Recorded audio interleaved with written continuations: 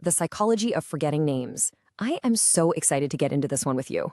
Today, we're looking at a totally universal, and let's be honest, deeply embarrassing social glitch.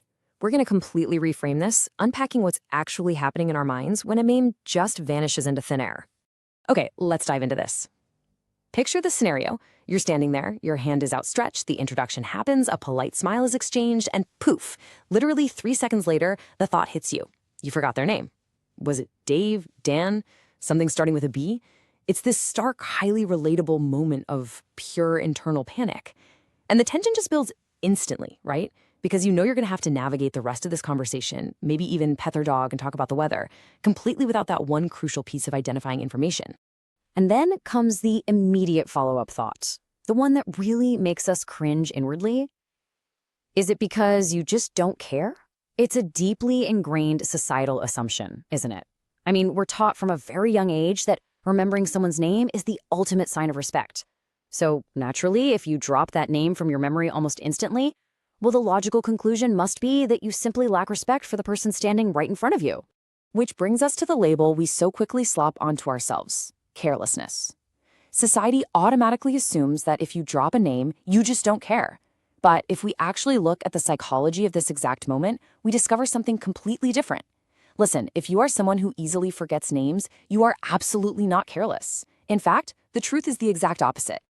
Instead of carrying around this heavy burden of not caring, the psychological reality is actually intense subconscious processing.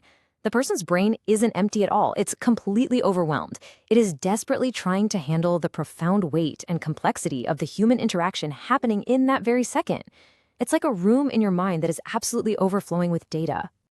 And that leads us to this pivotal understanding. When you met them, your brain was already working way too hard. It wasn't failing to remember, it was actually operating at its absolute maximum capacity. Your cognitive processing was entirely consumed by trying to take in a massive amount of environmental and interpersonal data, all at the exact same time. So here is the subconscious sequence your mind is running in fractions of a second. Step 1, you're just trying to handle the immediacy of the moment. Step 2, you're feeling things deeply, really absorbing the vibe of the person in front of you. Step 3, you're noticing their energy, their body language, their presence. And step 4, you aren't just focused on them. Your awareness expands outward, paying attention to the context of the whole room. It is a massive, rapid outward expansion of your senses. Now, what's really interesting about this slide is it actually reveals the deep, rapid-fire internal monologue happening just beneath the surface. While society thinks you should be repeating a name over and over in your head, your wildly observant mind is actually asking much more profound questions. Are you kind? Can I trust you? Do you understand me? These are fundamental, absolutely crucial assessments of safety, connection, and emotional resonance. So, when you look at it through that lens, you realize a simple truth. The name never had a chance. And I really want to validate you here. With all of this intense empathy, connection-seeking, and subconscious threat assessment happening all at once, a simple 2-syllable label like a name gets immediately pushed out. There simply isn't enough bandwidth left for a basic factual tag when you are busy scanning the deaths of another human being. So the crucial point is that we have to completely throw out the concept of a bad memory. That's just a massive misconception applied to deep feelers. This isn't a mechanical memory failure at all. Your memory isn't broken, it is just highly specialized. It's been optimized to collect, process, and store emotional data over superficial data. It fundamentally comes down to a choice your brain is making behind the scenes. On one side, we have feelings, the actual energy of the interaction. On the other side, we have facts, the person's literal name. A deeply observant brain cares way more about feelings than facts. It will actively and automatically choose to prioritize the emotional weight of an encounter over the rigid, factual data of the encounter almost every single time. Which brings us to a rather frustrating number, 10. It can literally take just 10 minutes to completely wipe the factual memory of someone's name from your mind.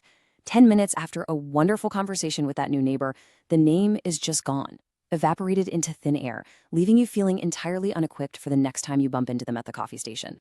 And this brilliantly illustrates the beautiful paradox of the deep feeler. Because while the name might vanish in 10 minutes, people who process the world this way may still remember exactly how you made them feel 10 long years later. Think about that. A whole decade passes, and the energetic imprint of your kindness, your trustworthiness, or your understanding remains perfectly intact in their highly specialized memory.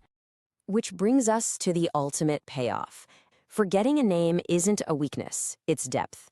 Let the emotional weight of that realization settle for a moment. Forgetting a name is not a glitch in your system. It is a direct result of the immense depth with which you process the world and the people around you.